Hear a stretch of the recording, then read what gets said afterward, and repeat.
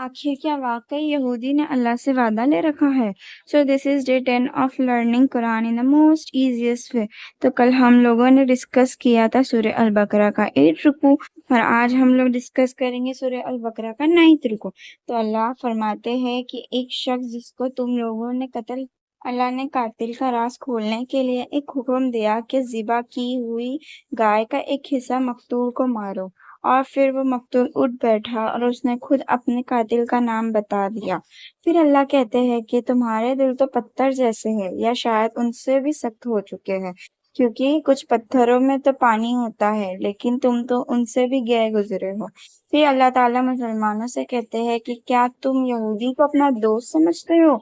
ये ये तुम्हारी बात सुनते हैं और फिर तावील के साथ आगे बयां करते हैं और अपनी किताबों में लिखी हुई बातों को छुपाते हैं।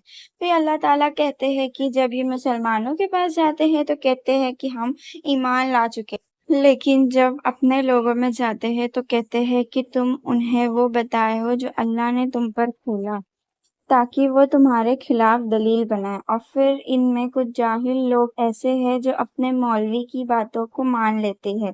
वो खुद से ही कुछ आयात लिख देते हैं और कहते हैं कि ये अल्लाह की तरफ से है, ताकि कुछ माल कमा सके। उन पे अल्लाह की लानत हो। और रुकू के एंड में अल्लाह ताला कहते हैं कि जो लोग ईमान लाए और नेक अमाल किए वो जन्नती है और हमेशा हमारी जन्नतों में रहेंगे।